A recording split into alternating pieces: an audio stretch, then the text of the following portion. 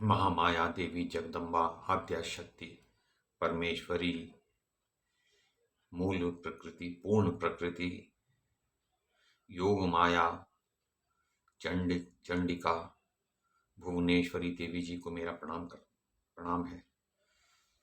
तो हम पढ़ रहे हैं महिषासुर का प्रसंग कि उसने कहा कि ब्रह्मा जी से कि हे ब्रह्मा जी, मुझे मारे तो कोई स्त्री ही मारे और तभी मेरी मृत्यु हो।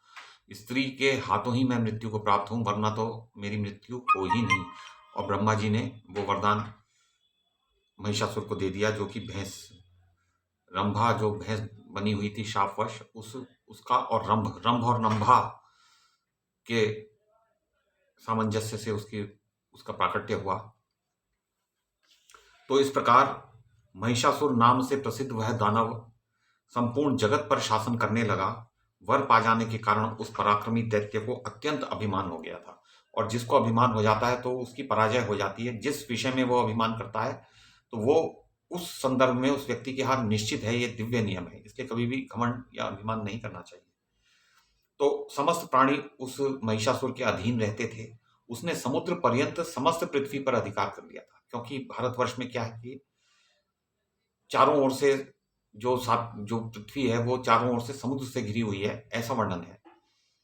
तो समुद्र पर्यंत उसने अधिकार कर लिया और अपने बाहुबल से सारी पृथ्वी को जीतकर उसकी रक्षा का भार संभाल लिया। उसका एक छत्र राज्य हो गया। उसका कोई भी शत्रु उस समय शेष नहीं रहा। उसके सेनाध्यक्ष का नाम चिक्षुर था, जो महान प्रतापी और मद से सदा चूर रहा करता था। ताम्र नाम से विख्यात राक्षस उसके कोषाध्यक्ष का काम करता था। उसके पास 10 सहस्र सैनिक थे। असीलोमा और ये जो अनेक नरेश उस समय जो पृथ्वी पर राज्य कर रहे थे, उनके नाम थे असीलोमा, उदर्क, बिडाल, बाष्कल, त्रिनेत्र और कालबंधक इत्यादि। तो ये सब संपत्तिशाली और अन्य भी बहुत से नरेश थे। उन्होंने महिषासुर को कर देना स्वीकार कर लिया। उन सब ने तो स्वीकार कर लिया, पर जो बलाभिमानी अन्य नरेश थे, जिन्होंने महिषासुर की अधीनता स्वीकार नहीं की, वे वीर धर्म के अनुसार युद्ध में काम आ गए। तो उनको मार डाला युद्ध में महिषासुर ने। यज्ञ में वे दानव, तो ब्राह्मणों ने भी महिषासुर की अधीनता स्वीकार कर ली, और जब वो यज्ञ करते थे तो वो महिषासुर को भी उस यज्ञ में भाग दिया करते थे। तो सोचिए, जब महिषासुर के नाम से यज्ञ में आहुति डाली जाएगी तो उसका बल तो और भी बढ़ जाएगा, जैसे देवताओं का बल प्रत्येक आहुति के साथ बढ़ता जाता है। तो अखिल भूमंडल में महिषासुर का राज्य का डंका बजा हुआ था। तो वरदान के अभिमान में चूर होकर उस दानवराज ने स्वर्ग पर विजय प्राप्त करने का निश्चय किया। तो उस दानवराज ने एक दूत को इंद्र के पास जाने की आज्ञा दी। उसने शीघ्र ही संदेशवाहक वीर को अपने दूत को अपने पास बुलाया और कहा, वीर, तुम्हारा व्यवहार बहुत शुद्ध है और तुम्हें मेरा दूत बनकर निर्भीकता पूर्वक इंद्र के पास संदेश पहुंचाना होगा, और उससे इंद्र से कहना, देवराज इंद्र, स्वर्ग छोड़कर जहां भी जी चाहे अभी चले जाओ। यदि रहना है तो महामना महिषासुर के सेवक बनकर रह सकते हो। शचीपते, यदि तुम महाराज महिषासुर के शरणागत हो गए तो वो अवश्य तुम्हारी रक्षा करेंगे। तो इस तरह के संदेश राजा लोग देते हैं दूसरे राजाओं को नीचा दिखाते हुए। तो इसलिए अच्छा है कि तुम उनकी शरण में चले जाओ। तुम्हें यदि यह बात अस्वीकार हो तो शीघ्र ही युद्ध करने के लिए हाथ में वज्र उठा लो। बलसूदन, तुम पहले भी परास्त हो चुके हो। तुम्हारा पुरुषार्थ मुझे विदित है। तुम्हारी शक्ति मुझसे छिपी हुई नहीं है। युद्ध करो अथवा जहां तुम्हारा मन हो वहां तत्काल चले जाओ। आज्ञानुसार दूत ने इंद्र के पास जाकर महिषासुर का संदेश इंद्रदेव को सुना दिया। तो व्यास जी कहते हैं, महाराज, उस अवसर पर दूत की बात सुनकर इंद्र की क्रोधाग्नि भभक उठी। तो इंद्र बहुत क्रोधित हो गए। उन्होंने कहा, ये मुझे इतना नीचा समझ रहा है। तो फिर संभलकर मुस्कुराते हुए उन्होंने अपना वक्तव्य दूत के प्रति व्यक्त करना आरंभ किया। उन्होंने दूत से कहा, ये प्रचंड मूर्ख, क्या मैं तुझे नहीं जानता, जो तू अभिमान में चूर होकर यूं अनाप शनाप बक रहा है। अब ये संदेश दे रहे हैं कि भाई उससे कह देना ऐसे, तेरे स्वामी को यह अभिमान का रोग हो गया है, अतः मैं उसकी चिकित्सा अवश्य करूंगा। अब दूत से कह रहे हैं वो कि तेरे स्वामी के अभिमान की चिकित्सा तो मैं करूंगा, फिर ऐसी व्यवस्था की जाएगी कि उसकी जड़ ही कट जाए। पर इंद्र तो पुरुष हैं, इंद्र के हाथ तो उसको मरना नहीं है। दूत तू जा और मैं जो कुछ कहूं जाकर अपने स्वामी से कह दे। सदाचारी पुरुष दूतों पर कभी हाथ नहीं उठाते, इसलिए मैं तुझे छोड़े देता हूं। उससे कहना, अरे भैंस के बच्चे, यदि तुझे युद्ध करने की इच्छा हो तो अभी सामने आ जा। अरे घोड़ों के दुश्मन, मेरा बल तेरा बल मुझे ज्ञात है, तेरी जड़ आकृति है। घोड़ों के दुश्मन का अर्थ है जब वो घोड़े पर बैठता था तो उसके भार से घोड़े की दम निकल जाता था, इतना भारी भरकम था वो। तो घास खाकर तू रहता है, तेरे सींगों का मैं सुदृढ़ धनुष बनाऊंगा। तो इस प्रकार से राजा लोग लाख डांट उनमें लगी रहती है।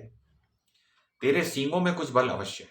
महिषासुर के सींगों में तो बहुत बल था, जो कि जब दुर्गा जी से जब युद्ध हुआ तब देखेंगे दुर्गा सप्तशती में कि किस प्रकार से जब वो फूंकार भी मारता था तो उसकी फूंक से पर्वत उड़ जाते थे। महिषासुर में इतना बल था, और वो सींगों को जब चलाता था तो पर्वतों को विदीर्ण कर देता था और पर्वत उखड़ के दूर जा गिरते थे। तो उसमें बल तो था। तो तेरे सींगों में कुछ बल है, मैं जानता हूं, इसी कारण से तुझे अभिमान हो गया है। इंद्र कह रहे हैं महिषासुर के प्रति, नीच महिष, मेरे द्वारा तेरे वे सींग काट लिए जाएंगे और तेरा सारा बल छीन लिया जाएगा। इंद्र भी पराक्रमी है, वो उनसे ये सहन नहीं हो रहा है कि कोई दानव उनको इस तरह धमका दे। जिस सींग से मारने में ही तू कुशल है, ना कि मोर्चे पर हथियार चलाने में। अब वो कह रहे हैं, उन्होंने संदेश दिया अपना। तो व्यास जी कहते हैं, इस प्रकार इंद्र के कहने पर वह दूत तुरंत वहां से चल दिया। वह मदाभिमानी महिषासुर के पास गया वह दूत, और प्रणाम करके उनसे कहने लगा। दूत ने कहा, राजन, देवराज इंद्र पूर्ण स्वतंत्र हैं। उनके पास देवताओं की विशाल सेना है। अपने को तो वह महाबलवान समझता है, आपको तो वह कुछ गिनता ही नहीं। उस मूर्ख की कही हुई बातें मैं किस प्रकार बदलकर आपसे कहूं, क्योंकि सेवक का कर्तव्य होता है कि स्वामी के सामने प्रिय सत्य कहे, अप्रिय सत्य ना कहे। उसने तो बहुत ही अप्रिय वचन, कटु वचन कहे हैं, तो मैं नहीं कह सकूंगा। कल्याणकामी दूत को चाहिए कि स्वामी के मुख पर सत्य और प्रिय बोले, वैसा सत्य बोले जिसमें जो अच्छा लगे सुनने में। यदि मैं केवल प्रिय ही बोलता हूं और वह असत्य हो तो आपका कार्य सिद्ध होने में बाधा पड़ेगी, और कल्याणकामी दूत को कभी कठोर वचन भी नहीं कहना चाहिए। अतः मैं उन बातों को नहीं कह सकूंगा जो आपके प्रति देवराज इंद्र ने कही है। प्रभो, ठीक ही है, शत्रु के मुख से तो विष तुल्य वचन निकलते ही हैं, पर वैसी बातें सेवक के मुख से कैसे निकल सकती हैं? राजन, इस समय इंद्र ने जिस प्रकार के घृणित वचन कहे हैं, वैसे वचन मेरी जीभ से कभी नहीं निकल सकते। तो दूत बड़ा ही लज्जित हो रहा है, तो उसने कहा, मैं नहीं कह पाऊंगा। तो व्यास जी कहते हैं, दूत की बात में रहस्य छिपा हुआ था। उसे सुनकर महिषासुर का सर्वांग अत्यंत क्रोध से तमतमा उठा। अब वो समझ गया कि बहुत कटु वचन उसने कहे हैं। ठीक है, उसकी आंखें लाल हो गई और उसने दैत्यों को बुलाकर उनसे कहा, महाभाग दैत्यों, वह देवराज युद्ध करना चाहता है। तुम लोग भली भांति बल प्रयोग करके उस नीच शत्रु को परास्त कर दो। मेरे सामने दूसरा कौन शूरवीर कहला सकता है? इंद्र जैसे करोड़ों वीर हो तब भी कोई परवाह नहीं, फिर इस अकेले इंद्र से मुझे क्या डर है? आज मैं उसे किसी प्रकार भी जीवित नहीं छोड़ूंगा।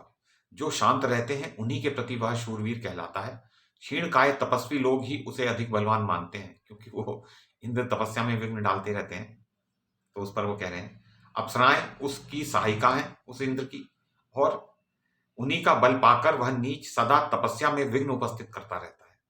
अवसर पाकर प्रहार कर देना उसका स्वभाव बन गया है, क्योंकि कई दानवों को उन्होंने छल से मारा।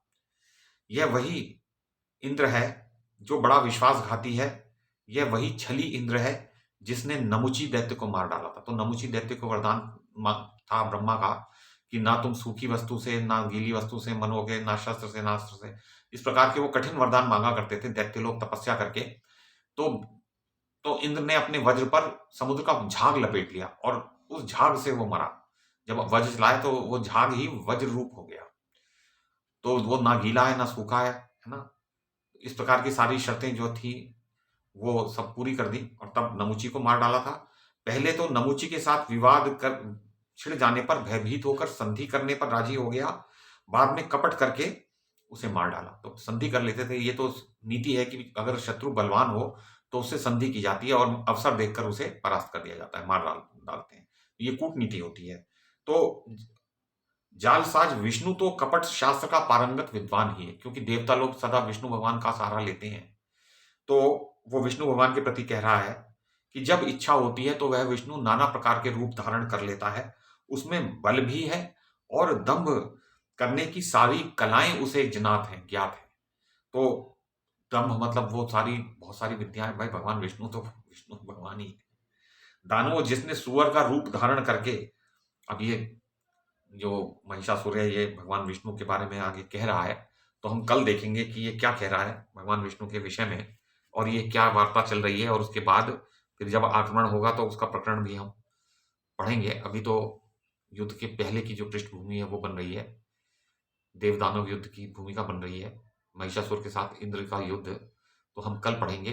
तब तक देवी जगदम्बा, महामाया, परमेश्वरी, भुवनेश्वरी, आद्या शक्ति, पूर्ण प्रकृति, योग माया, चंडिका,